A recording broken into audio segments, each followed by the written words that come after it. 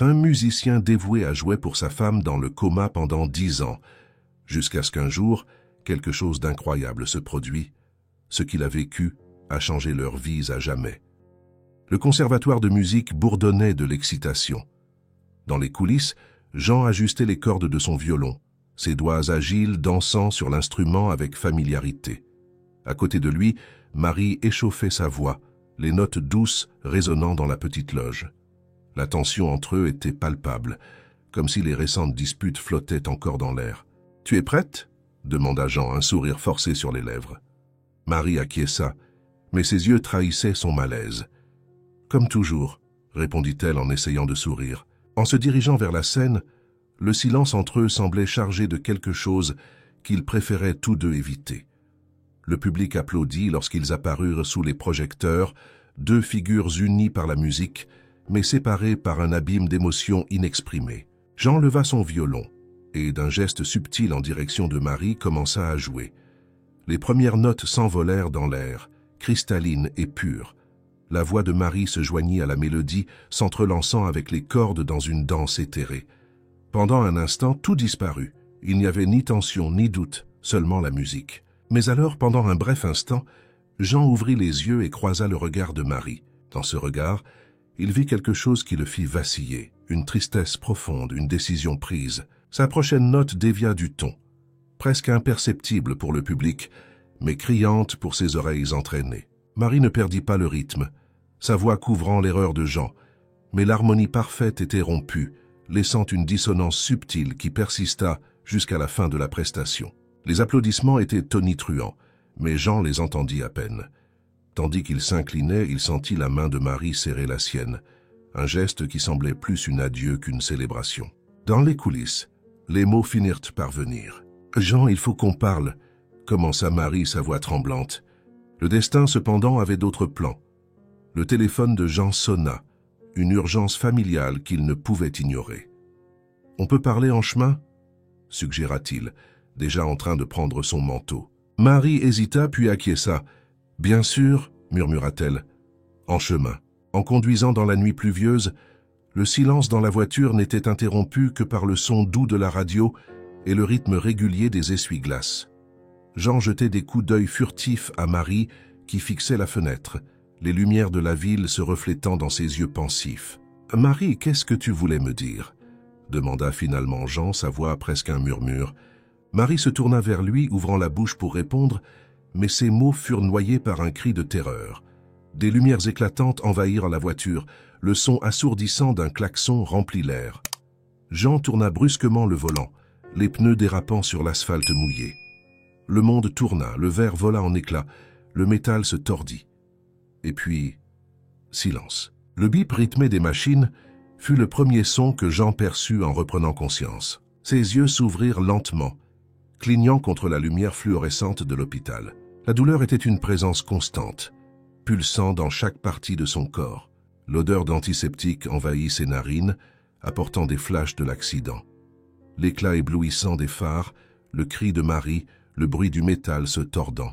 « Monsieur Jean » appela une voix douce. « Vous m'entendez » Jean essaya de parler, mais sa gorge était trop sèche. Il ne parvint qu'à produire un grognement rauque. Une infirmière entra dans son champ de vision, son visage bienveillant marqué par l'inquiétude. « N'essayez pas de parler pour l'instant. Vous avez eu un grave accident. Vous êtes à l'hôpital central. Accident. » Le mot déclencha une nouvelle vague de souvenirs fragmentés. Le concert, la pluie, les lumières éclatantes. Marie. « Marie !» réussit-il à murmurer, la panique montant dans sa poitrine. L'expression de l'infirmière changea, une ombre passant dans ses yeux. « Je vais appeler le médecin », dit-elle, quittant rapidement la pièce. Les minutes qui suivirent semblèrent une éternité pour Jean. Lorsque la porte s'ouvrit enfin à nouveau, un homme d'âge moyen en blouse blanche entra, son visage masqué par le professionnalisme. Ses yeux, cependant, brillaient d'une curiosité clinique qui fit se sentir Jean mal à l'aise. « Monsieur Jean, je suis le docteur Dupont », se présenta-t-il, sa voix maîtrisée. « Je m'occupe de vous et de votre femme depuis que vous avez été amenée. »« Marie », répéta Jean, sa voix plus forte maintenant. « Comment va-t-elle » Le docteur Dupont hésita. Et dans ce moment de silence, Jean sentit son monde s'effondrer. Votre femme a subi de graves blessures à la tête, commença le médecin, choisissant soigneusement ses mots. Elle est dans le coma, monsieur Jean. Nous avons fait tout ce que nous pouvions, mais les chances de récupération sont minimes. Les mots frappèrent Jean comme un coup de poing dans l'estomac. Coma. Chance minime. Il ferma les yeux, luttant contre la vague de nausée et de désespoir qui l'envahissait. La dernière expression de Marie avant l'accident, pleine de mots non dits, revint à son esprit. Que voulait-elle dire? « Je veux la voir », exigea-t-il, tentant de se lever, ignorant la douleur qui traversait son corps. Le docteur Dupont posa une main sur son épaule, le retenant doucement. « Vous aussi avez subi de graves blessures, monsieur Jean. Vous devez vous reposer. »« Non, cria Jean, la douleur dans sa voix résonnant dans la pièce. « Je dois la voir maintenant. » Le médecin soupira, échangeant un regard avec l'infirmière. « Très bien, » céda-t-il, un ton d'intérêt scientifique dans sa voix, mais seulement pour quelques minutes. Le trajet jusqu'à la chambre de Marie fut une brume de couloirs blancs et de regards compatissants. Lorsqu'ils arrivèrent enfin, Jean sentit son cœur s'arrêter. Marie était allongée, immobile, entourée de machines. Des tubes et des fils semblaient l'engloutir, sa peau pâle contrastant avec les draps blancs. Jean s'approcha lentement, prenant sa main dans la sienne, sentant sa froideur. « Marie, » murmura-t-il, des larmes coulant sur son visage, « je suis là, je resterai ici. » Le docteur Dupont toussota doucement, ses yeux observant la scène avec un mélange de compassion et de curiosité clinique. « Monsieur Jean, je sais que c'est difficile, mais vous devez envisager...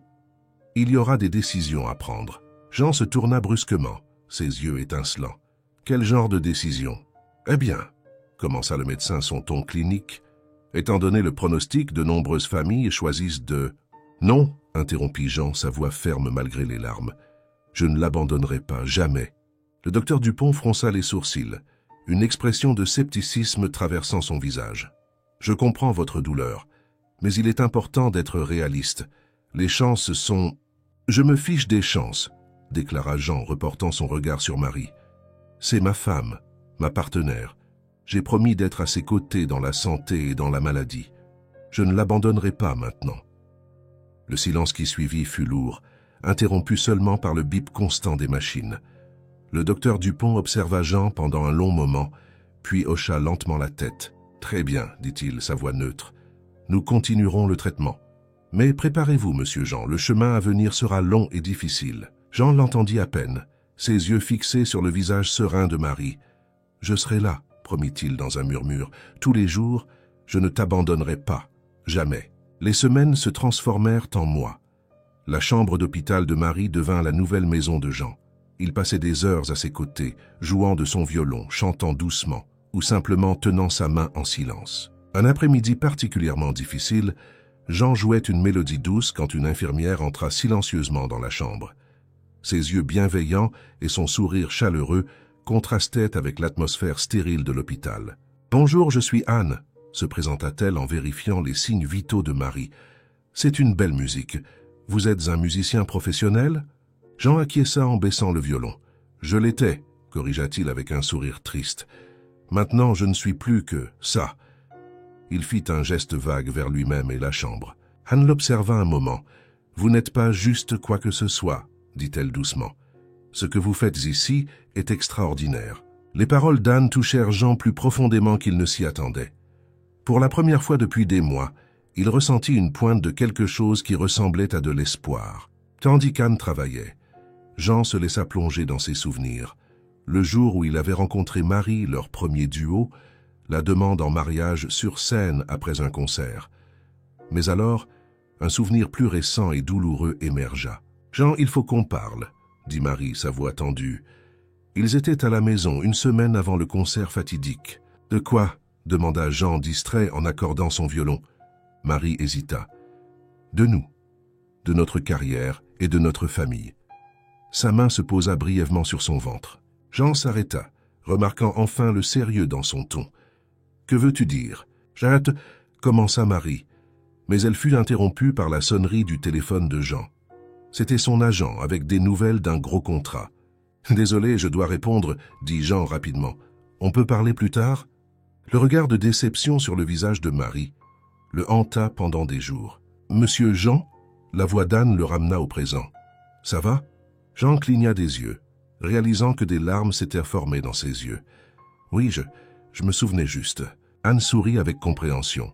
Les souvenirs sont importants. Ils nous gardent connectés. À ce moment-là, le docteur Dupont entra dans la chambre. Son visage sérieux comme toujours, mais avec une lueur d'intérêt dans ses yeux. « Monsieur Jean, puis-je vous parler un moment ?» Dans le couloir, le docteur Dupont alla droit au but. « Les examens les plus récents ne montrent aucune amélioration.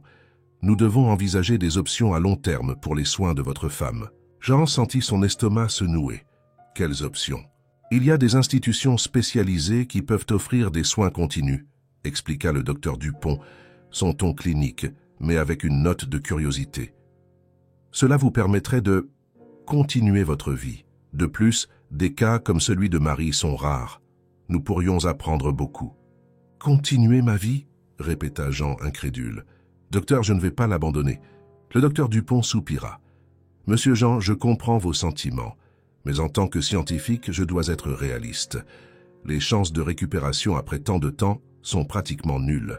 Jean regarda de nouveau vers la chambre, où il pouvait voir Anne ajuster doucement l'oreiller de Marie. « Je me fiche des chances, » dit-il fermement. « Je resterai avec elle. » Le médecin l'observa pendant un long moment. « Très bien, » dit-il finalement, « mais sachez que plus le temps passe, plus ce sera difficile. » Alors que le docteur Dupont s'éloignait, Jean retourna dans la chambre, sa détermination renouvelée dans ses pas.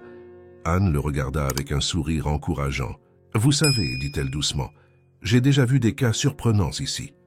Parfois, l'amour et la dévotion font plus que la médecine ne peut expliquer. » Jean acquiesça, reprenant la main de Marie. « Merci, Anne, » murmura-t-il. Cette nuit-là, alors que l'hôpital était plongé dans le silence, Jean reprit son violon une fois de plus. Tout en jouant, il fit une promesse silencieuse à Marie et à lui-même. Peu importe le temps que cela prendrait, il serait là, jouant sa musique d'amour et d'espoir, jusqu'à ce qu'elle ouvre les yeux à nouveau. L'automne arriva, peignant les arbres du parc en face de l'hôpital de teintes de rouge et d'or. Jean observait les feuilles tombées par la fenêtre de la chambre de Marie, sentant que sa propre vie était dans un état similaire de suspension, en attente d'un vent qui l'emporterait vers un nouveau départ. Le son de pas familiers le sortit de ses rêveries. Anne entra, portant un plateau avec le petit déjeuner de Jean. « Bonjour », sourit-elle. « J'ai apporté un peu plus de café aujourd'hui. On dirait que vous en avez besoin. » Jean la remercia d'un signe de tête fatigué. Les nuits étaient longues et solitaires, remplies uniquement par le bip constant des machines et ses propres réflexions tourmentées. « Jean, » commença Anne hésitante, « avez-vous envisagé quand de sortir un peu? Peut-être rejouer. J'ai vu quelques reportages sur vous. Les gens sont touchés par votre dévouement. » Il secoua la tête. « Je ne peux pas la quitter, Anne. Et quant à la musique, je ne sais pas si elle est encore là. De plus, je peine déjà à payer les factures de l'hôpital. » Anne ouvrit la bouche pour répondre, mais fut interrompue par une voix familière venant de la porte. « Jean, mon Dieu, c'est bien toi !» Jean se retourna, surpris de voir Richard, son ancien agent, debout à l'entrée de la chambre. L'homme semblait plus vieux, plus fatigué, mais ses yeux brillèrent en voyant Jean. « Richard, que fais-tu ici ?» Richard entra dans la chambre, son regard alternant entre Jean et Marie. « J'ai entendu parler de l'accident. Désolé de ne pas être venu plus tôt. Je ne savais pas quoi dire. » Un silence inconfortable s'installa. Anne, sentant la tension, murmura quelque chose à propos de vérifier d'autres patients et sortit discrètement. « Comment vas-tu, Jean ?» demanda Richard, une véritable inquiétude dans sa voix. Jean haussa les épaules, un geste qui semblait porter le poids du monde. « Je survis, je suppose. Les factures n'arrêtent pas d'arriver. » Richard acquiesça, puis regarda le violon dans le coin. « Tu joues encore ?»« Juste pour elle, » répondit Jean en désignant Marie d'un mouvement de tête. Richard hésita, puis parla. « Tu sais, il y a un café au centre-ville qui cherche des musiciens pour des soirées. Rien de grand, mais ça aiderait à payer les dépenses. » « Non, » interrompit fermement Jean, « je ne peux pas la quitter. »« Jean, » dit doucement Richard, « tu ne peux pas arrêter ta vie. Marie ne voudrait pas ça. » Les mots frappèrent Jean comme un coup de poing. « Tu ne sais pas ce qu'elle voudrait, » rétorqua-t-il, sa voix montant. « Personne ne sait. Je devrais savoir, mais je ne sais pas, parce que je ne l'ai pas écouté quand j'en avais l'occasion. » L'explosion soudaine laissa les deux hommes en silence. Richard regarda Jean avec un mélange de pitié et de regret. « Écoute, » finit par dire Richard, Je sais que j'ai fait des erreurs par le passé. J'ai privilégié les contrats et l'argent par rapport à ce qui comptait vraiment. Mais je suis là maintenant, essayant de faire ce qui est juste. Laisse-moi t'aider. » Jean ferma les yeux, sentant le poids de mois d'épuisement et de solitude. « Je ne sais pas comment aller de l'avant, Richard. Je ne sais pas si je peux. » Richard posa une main sur l'épaule de Jean. « Tu n'as pas besoin de décider maintenant, mais réfléchis-y, d'accord? La musique a toujours été ta vie. Ne l'abandonne pas complètement. » Lorsque Richard partit, Jean resta à regarder son violon. Lentement, il le prit, sentant le poids familier dans ses mains. Les cordes vibrèrent doucement sous ses doigts, comme si elles se réveillaient d'un long sommeil. Cette nuit-là, pour la première fois depuis des mois, Jean joua non seulement pour Marie, mais aussi pour lui-même. Les notes coulaient, chargées de douleur, d'amour et d'une faible lueur d'espoir. Pendant un moment, il crut voir les doigts de Marie bouger légèrement, mais lorsqu'il regarda à nouveau, tout était immobile. Réalité ou désir? Jean ne pouvait le dire, mais choisit de croire. 5 années passèrent comme un souffle et un siècle en même temps. L'hôpital, autrefois un lieu étrange et effrayant, devint pour Jean aussi familier que son ancienne maison. Les couloirs, autrefois labyrinthes confus, étaient désormais des chemins bien connus. Le bip des machines, autrefois perturbant, s'était transformé en une symphonie constante, marquant le rythme de sa nouvelle vie. Anne, l'infirmière devenue une présence constante et réconfortante, entra dans la chambre avec son habituel sourire chaleureux. « Bonjour Jean. Comment va notre patiente préférée aujourd'hui ?» Jean sourit, fatigué, remarquant comment le sourire d'Anne illuminait la chambre d'une manière qui lui fit ressentir une pointe de culpabilité. Comme toujours, Anne, immobile, mais belle. Anne vérifia les signes vitaux de Marie, son efficacité professionnelle mêlée à une véritable affection. « Vous savez, Jean, vous êtes une source d'inspiration pour nous tous ici. Votre dévouement, c'est quelque chose de rare. » Jean détourna le regard, un mélange de fierté et de honte sur son visage. « Parfois, je me demande si c'est du dévouement ou de l'obstination. C'est peut-être un peu des deux, » rit doucement Anne en touchant brièvement le bras de Jean. « Mais cela ne diminue en rien la beauté de ce que vous faites. » À ce moment-là, le docteur Dupont entra dans la chambre, son visage sérieux contrastant avec l'atmosphère légère qu'Anne avait apportée. « Monsieur Jean, nous avons une visiteuse qui souhaite vous rencontrer, docteur Béatrice, une neurologue spécialisée dans les cas de coma prolongé. » Darsotenis, une femme d'âge moyen, aux yeux vifs et au sourire bienveillant, suivit le docteur Dupont. « Monsieur Jean, c'est un plaisir de vous rencontrer. J'ai beaucoup entendu parler de votre cas, je veux dire, de la situation de votre femme. » Jean lui serra la main, remarquant l'éclat de curiosité dans ses yeux.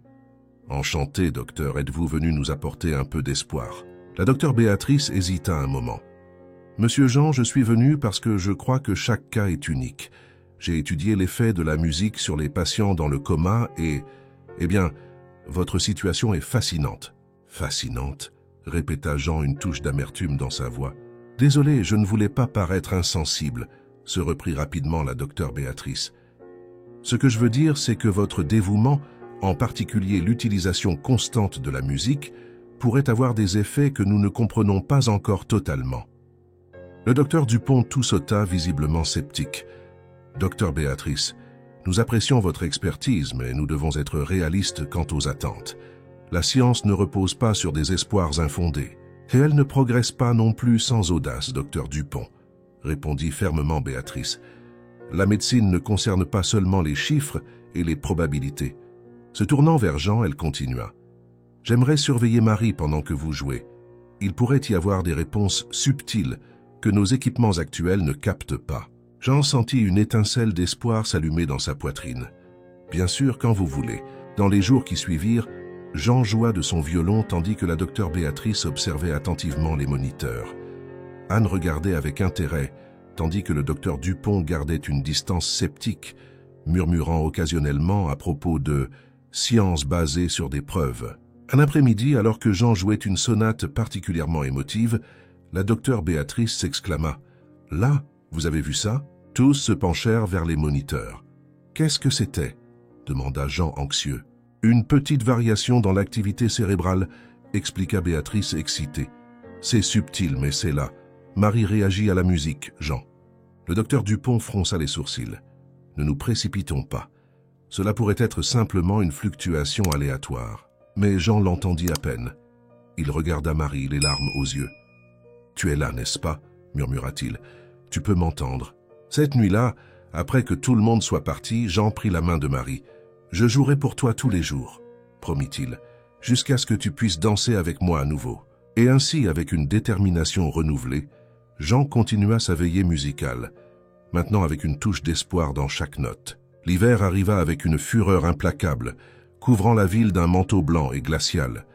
Jean regardait la neige tomber de l'autre côté de la fenêtre de l'hôpital, sentant le froid s'infiltrer non seulement dans ses os, mais aussi dans son âme. « Monsieur Jean ?» La voix du docteur Dupont le sortit de ses sombres pensées. « Pouvons-nous parler un moment ?» Jean acquiesça, suivant le médecin hors de la chambre. Dans le couloir, le docteur Dupont alla droit au but. « Les frais du traitement de votre femme s'accumulent. L'hôpital ne peut plus absorber les coûts. » La réalité frappa Jean comme un coup de poing dans l'estomac. Il savait que ce jour arriverait, mais la nouvelle le prit tout de même au dépourvu. « Combien de temps nous reste-t-il ? 1 mois, peut-être 2, répondit le docteur Dupont, son ton clinique dissimulant à peine une touche de sympathie. Il existe des institutions de long terme qui pourraient être plus abordables. Jean ferma les yeux, sentant le poids du monde sur ses épaules. « Je trouverai une solution, » murmura-t-il. Cette nuit-là, dans son petit appartement loué, Jean contemplait les factures éparpillées sur la table. L'argent des économies était depuis longtemps épuisé, et les quelques concerts qu'il avait donnés ne couvraient même pas le loyer. Une enveloppe attira son attention. C'était une offre d'achat pour la maison qu'il avait partagée avec Marie, maintenant vide et abandonnée. Jean hésita, ses mains tremblantes en ouvrant l'enveloppe. Le montant était tentant, plus que suffisant pour couvrir des mois de traitement pour Marie. Le cœur lourd, Jean prit le téléphone. « Richard, c'est Jean, tu te souviens de cette offre de travail? Est-elle toujours valable ?» Les jours suivants furent un tourbillon. Jean se retrouva à nouveau sur scène, jouant dans des cafés et des petits événements.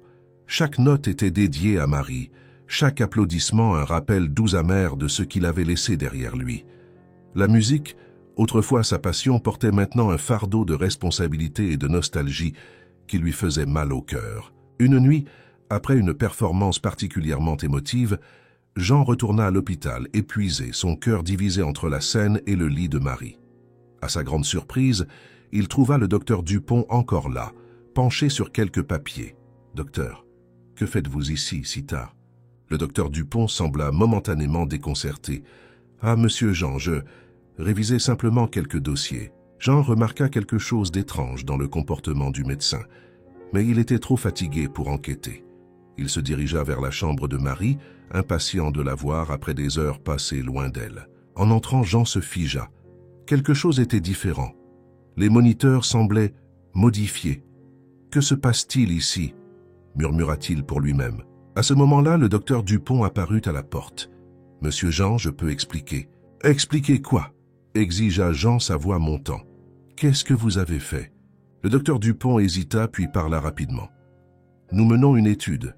Des cas comme celui de Marie sont rares, et le potentiel pour des avancées médicales est immense. » Jean sentit le sang bouillir. « Vous utilisez ma femme comme cobaye, sans mon consentement ?»« Ce n'est pas exactement ça, » tenta d'argumenter le docteur Dupont. « Les procédures sont sûres, et les résultats pourraient aider beaucoup d'autres patients. »« Dehors !» grogna Jean. « Sortez d'ici maintenant. » Anne, qui était entrée discrètement, regardait horrifié Jean puis le docteur Dupont. « Docteur, comment avez-vous pu ?» murmura-t-elle, la déception évidente dans sa voix. Après que le docteur Dupont soit parti, Jean s'effondra dans la chaise à côté de Marie, tenant sa main. « Je suis désolé, » murmura-t-il. « Je suis désolé de ne pas avoir été là pour te protéger. » Cette nuit-là, Jean ne dormit pas. Il resta à côté de Marie, son violon oublié dans un coin. Les heures passèrent lentement, chaque minute une bataille contre la fatigue et le désespoir. Lorsque le soleil se leva apportant avec lui un nouveau jour, Jean avait pris une décision. Il ne laisserait plus personne profiter de sa situation ou de Marie.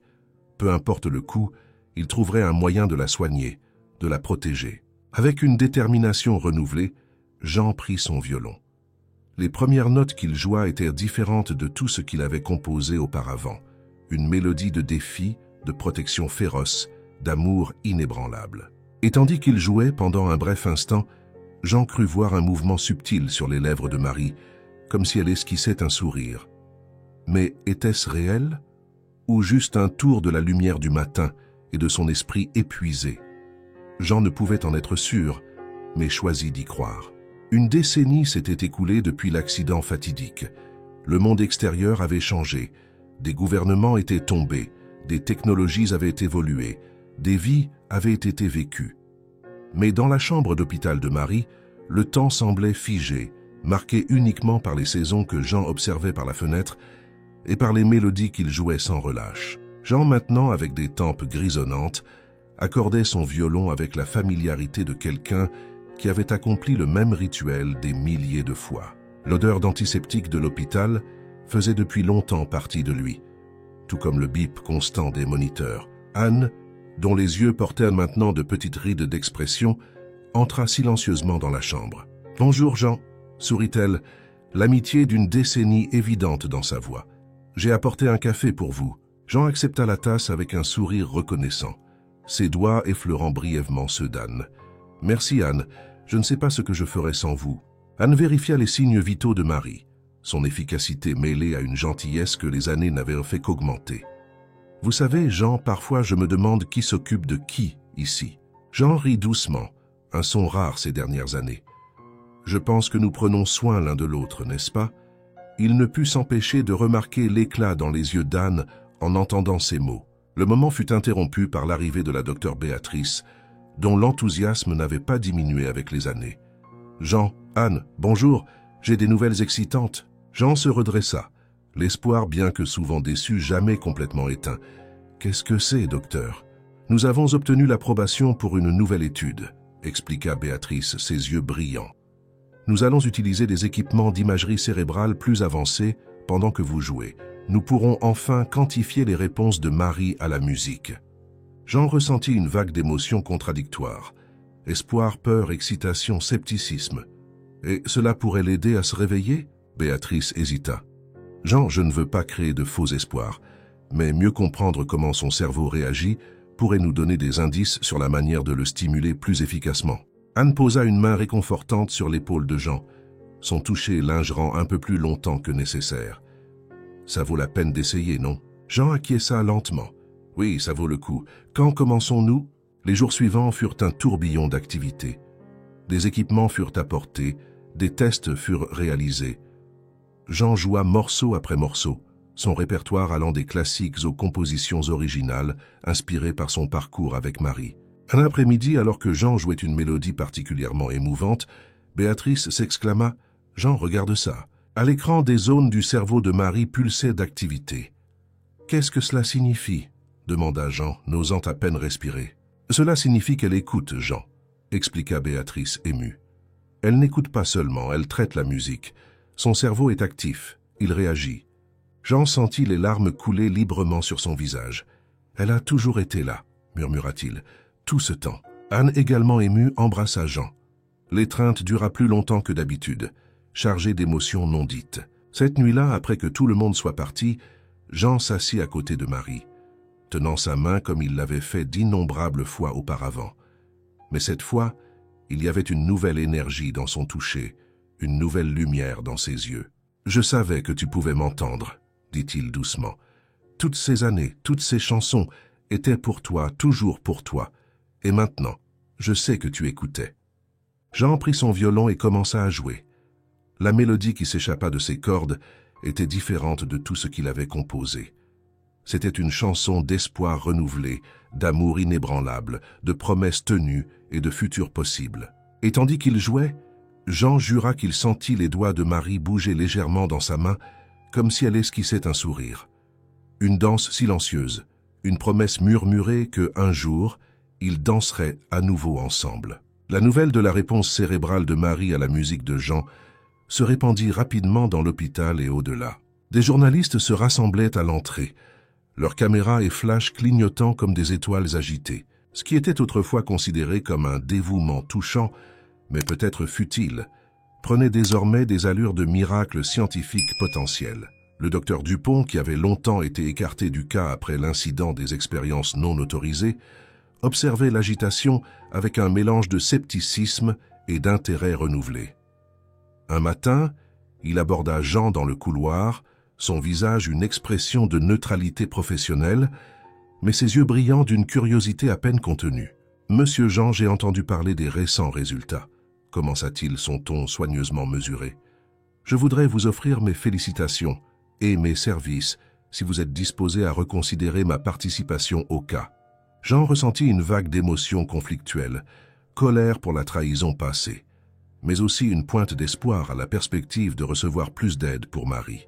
Le poids de 10 ans de dévouement et la confusion récente concernant ses sentiments pour Anne rendaient la décision encore plus difficile. « J'ai besoin d'y réfléchir, docteur Dupont », répondit-il finalement, sa voix tremblante d'émotion contenue. Alors que Jean luttait avec cette décision, un autre défi se présenta. La presse, ayant flairé l'histoire du musicien dévoué et le miracle du coma, ne lui laissait pas de répit. Les journalistes rôdaient autour de l'hôpital, avides d'une interview, de photos, de n'importe quel petit bout d'information.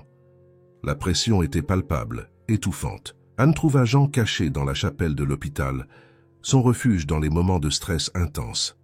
L'arôme doux des bougies et la lumière filtrée à travers les vitraux créaient une atmosphère de paix qui contrastait avec le tumulte de son cœur. « Jean » l'appela doucement Anne. « Tout va bien ?» Il leva les yeux, et Anne fut choquée de voir des larmes dans ses yeux. « Je ne sais plus, Anne », avoua-t-il, sa voix tremblante. « Toute cette attention, ces attentes, et si cela ne mène à rien? Et si je donnais de faux espoirs à tout le monde, à moi-même ?» Anne s'assit à côté de lui, prenant ses mains dans les siennes. Le toucher était électrique, chargé d'une intimité construite au fil des années. « Jean, écoute-moi. Ce que tu as fait, ce que tu fais, est déjà un miracle. Peu importe le résultat, tu as montré au monde le pouvoir de l'amour et du dévouement. » Jean serra ses mains, reconnaissant pour le soutien mais toujours tourmenté. « Parfois, murmura-t-il, je me demande si je fais cela pour Marie ou pour moi-même. Et il y a des moments où je... » Il s'arrêta, incapable de continuer. Le silence qui suivit fut lourd, chargé d'émotions non dites. Anne hésita, puis parla. « Jean, il y a quelque chose que je dois te dire. » Le ton de sa voix fit lever les yeux à Jean, remarquant pour la première fois le rougissement sur ses joues, la vulnérabilité dans ses yeux. « Toutes ces années, à m'occuper de vous deux. Jean, Anne s'arrêta, prenant une profonde inspiration. « Je suis tombée amoureuse de toi. » La confession resta suspendue dans l'air entre eux, une vérité depuis longtemps non dite enfin révélée. Jean resta immobile, choqué, une tempête d'émotions traversant son visage.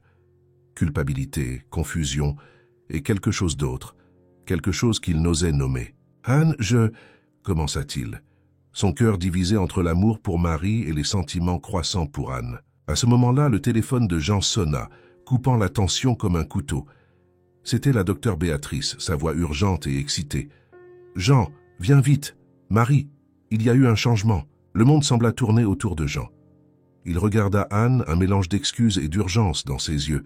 Elle acquiesça comprenant, la douleur évidente dans son regard. « Vas-y, dit-elle doucement. Elle a besoin de toi. » Jean courut à travers les couloirs, son cœur battant furieusement, esquivant les infirmiers et les équipements. En entrant dans la chambre de Marie, il trouva la docteure Béatrice penchée sur le lit, ses yeux écarquillés d'excitation. « Jean, regarde !» s'exclama-t-elle, pointant vers le moniteur. L'activité cérébrale a considérablement augmenté ces dernières heures. C'est comme si elle essayait de se réveiller. Jean s'approcha du lit, prenant la main de Marie dans la sienne, sentant sa chaleur pour la première fois depuis des années. « Marie » appela-t-il, sa voix tremblante. « Tu peux m'entendre ? Je suis là, chérie, je suis là. » Pendant un moment, rien ne se passa. Puis, lentement, presque imperceptiblement, les doigts de Marie bougèrent dans les siens. Un mouvement si subtil, mais pour Jean, c'était comme si le monde entier avait changé en un instant. L'hôpital bouillonnait d'une énergie électrique dans les jours qui suivirent. Les couloirs, autrefois silencieux, résonnaient maintenant de murmures excités et du bruit de pas précipités. La chambre de Marie était devenue l'épicentre d'une tempête d'espoir et d'anxiété. Jean quittait à peine le côté de Marie, ses yeux constamment fixés sur son visage, cherchant le moindre signe de conscience. Chaque petit mouvement, chaque fluctuation sur les moniteurs faisait bondir son cœur. Ses mains, calleuses après des années à jouer du violon, tremblaient maintenant légèrement en tenant les siennes. La docteure Béatrice coordonnait une équipe de spécialistes réalisant une batterie interminable de tests. « Jean, » expliqua-t-elle un après-midi, ses yeux brillants d'enthousiasme contenu, « le cerveau de Marie montre des schémas d'activité que nous n'avions jamais vus auparavant. C'est comme si elle luttait pour se réveiller. » Jean acquiesça, absorbant l'information. Le bip constant des moniteurs semblait accompagner le rythme accéléré de son cœur. Et que pouvons-nous faire pour l'aider? Nous continuons la stimulation musicale, répondit Béatrice. Mais nous envisageons également de nouvelles thérapies. Il existe un traitement expérimental qui... À ce moment-là, le docteur Dupont entra dans la chambre, interrompant la conversation. L'odeur de sa lotion après rasage cher contrastait avec l'odeur aseptique de l'hôpital. « Pardon, » dit-il, son ton formel, mais ses yeux brillants d'intérêt. « J'ai entendu parler des nouveaux développements. J'aimerais offrir mon expertise. » Jean ressentit une vague d'émotions contradictoires. La colère pour la trahison passée brûlait encore, mais la possibilité d'aider Marie surpassait tout. « Que proposez-vous, docteur ?» Le docteur Dupont expliqua une nouvelle technique de stimulation cérébrale qui pourrait potentiellement aider à réveiller le cerveau de Marie. Tandis qu'il parlait, Jean remarqua le scepticisme sur le visage de Béatrice. « C'est risqué, » argumenta-t-elle sa voix tendue. « Nous n'avons pas assez de données sur les effets à long terme. Mais nous avons une fenêtre d'opportunité ici, » répliqua le docteur Dupont, son ton devenant plus aigu. « Si nous n'agissons pas maintenant... » Jean les interrompit, sa voix chargée d'émotion. « S'il vous plaît, ne vous disputez pas. Pas maintenant. Nous devons travailler ensemble pour le bien de Marie. » Il ferma les yeux, une mélodie douce, celle qu'il jouait lorsque Marie avait eu sa première réponse, résonnant dans son esprit. Le silence qui suivit fut rompu par le bruit doux de pas. Anne entra dans la chambre, ses yeux rencontrant ceux de Jean un instant avant de se détourner. La tension entre eux était palpable, un courant sous-jacent d'émotions non résolues. « Jean, » dit doucement Anne, « il y a des journalistes dehors, ils demandent une déclaration de ta part. » Jean soupira, le poids du monde semblant s'abattre sur ses épaules. « Je ne peux pas gérer ça maintenant. Je peux leur parler, » proposa le docteur Dupont, une lueur dans ses yeux que Jean ne parvint pas à déchiffrer. « Non, » dit fermement Jean. « Pas de publicité, pas tant que nous ne sommes pas sûrs. » Les heures s'étirèrent, se transformant en jours. Jean alternait entre jouer de son violon pour Marie et tenir sa main en silence, murmurant des mots d'encouragement. Anne était toujours dans les parages, son soutien silencieux, une source de réconfort et de confusion pour Jean. Une nuit particulièrement tendue. Après une nouvelle série de tests non concluants, Jean se retrouva seul avec Anne dans la salle d'attente. L'odeur de café vieux flottait dans l'air, se mêlant à l'odeur de désinfectant. « Anne » commença-t-il, sa voix tremblante. « À propos de ce que tu m'as dit... » Elle leva la main, l'interrompant doucement. « Jean, non, ce n'est pas le moment. Marie a besoin de toi entièrement. » Jean acquiesça, reconnaissant et coupable à la fois. « Je voulais juste que tu saches que tu comptes beaucoup pour moi. Plus que je ne devrais l'admettre. » Le moment fut interrompu par le bruit des alarmes venant de la chambre de Marie. Jean courut, son cœur menaçant de sortir de sa poitrine. En entrant dans la chambre, il vit une scène qui resterait gravée dans sa mémoire pour toujours. Les yeux de Marie, ouverts pour la première fois depuis une décennie, clignant confusément contre la lumière. « Marie » murmura-t-il, n'osant à peine y croire. Elle tourna lentement la tête dans sa direction, ses yeux se fixant sur lui avec difficulté. Ses lèvres bougèrent, formant un mot silencieux. « Jean ». Le monde sembla s'arrêter. Jean sentit les larmes couler librement sur son visage, tandis qu'il s'approchait du lit, prenant la main de Marie dans la sienne. « Je suis là, chérie, » dit-il, sa voix brisée par l'émotion. « J'ai été là tout le temps. » La docteure Béatrice et son équipe envahirent la chambre, commençant une série d'examens rapides. Jean les remarquait à peine, ses yeux fixés sur ceux de Marie, redécouvrant chaque détail de son visage aimé. Au milieu du chaos d'émotions et d'activités médicales, Jean sentit une présence à ses côtés. C'était Anne, son visage un mélange de joie et de douleur. « Elle est revenue, Jean, » dit doucement Anne. « Elle est revenue pour toi. » Jean acquiesça, incapable de parler. À cet instant de triomphe, Il sentit le poids de tous ses choix, sacrifices et sentiments conflictuels. Marie était revenue, mais dans un monde et un mari qui n'étaient plus les mêmes que ceux qu'elle avait quittés. Alors que le soleil se levait, apportant un nouveau jour et une nouvelle réalité, Jean savait que le véritable voyage ne faisait que commencer. Le soleil d'automne baignait la chambre d'une lumière dorée, transformant l'espace autrefois stérile en quelque chose de presque magique. Marie, assise dans un fauteuil roulant près de la fenêtre, absorbait les rayons chauds, ses yeux fermés dans une expression de contentement. L'arôme doux de fleurs fraîches, apporté par un flot constant de visiteurs inspirés par son histoire, emplissait l'air. Jean entra silencieusement, portant son violon. 3 mois s'étaient écoulés depuis le réveil de Marie, et chaque jour apportait de nouveaux défis et de petites victoires. Il s'arrêta un moment, observant sa femme, toujours émerveillée par sa présence. « Tu vas rester là à m'observer ou tu vas me jouer quelque chose ?» demanda Marie, un sourire espiègle aux lèvres. Jean rit doucement, se mettant en position. « Un souhait particulier. »« Ça surprend-moi, » répondit-elle en ouvrant les yeux pour rencontrer les siens. Les premières notes s'élevèrent dans l'air, une mélodie que Jean avait composée pendant les années d'attente. C'était une pièce complexe, entrelaçant des thèmes d'espoir, de perte et de renaissance. Marie ferma de nouveau les yeux, se laissant envelopper par la musique, ses doigts bougeant légèrement au rythme, une réussite récente de sa rééducation intensive. Tandis qu'il jouait, Jean réfléchissait aux derniers mois. La nouvelle de la grossesse perdue avait été un coup dévastateur pour eux deux, ouvrant des blessures qui commençaient à peine à cicatriser. Il y avait eu des nuits de larmes partagées, des jours de silence pesant et des moments de colère contre le destin cruel qui leur avait tant pris. La récupération de Marie était lente et souvent frustrante. Son corps, affaibli par une décennie d'immobilité, luttait pour accomplir les tâches les plus simples. Mais sa détermination était inébranlable, et Jean était à ses côtés à chaque étape du chemin. La dernière note de la musique s'estompa, et Marie ouvrit les yeux, des larmes brillant sous ses paupières. « C'est magnifique, » murmura-t-elle. « Ça raconte notre histoire. » Jean posa le violon et s'agenouilla à côté d'elle, prenant ses mains dans les siennes. « Notre histoire est encore en train d'être écrite, Marie. » Elle acquiesça, serrant ses mains. Jean, à propos d'Anne et de tout ce qui s'est passé, il sentit son cœur se serrer. Dans les semaines suivant le réveil de Marie, la vérité sur ses sentiments pour Anne avait éclaté. Ce furent des jours de confusion et de douleur, de conversations difficiles et de décisions impossibles. Anne, avec une force de caractère admirable, s'était éloignée, laissant à Jean et Marie l'espace pour reconstruire. « Je comprends, tu sais, » continua Marie, sa voix douce. « 10 ans, c'est long. Tu n'as pas arrêté de vivre, tu ne pouvais pas arrêter. Et maintenant, j'ai peur du monde extérieur. Tout a tellement changé. » Jean embrassa doucement ses mains. « Nous affronterons cela ensemble, jour après jour. » À cet instant, un coup léger à la porte les interrompit.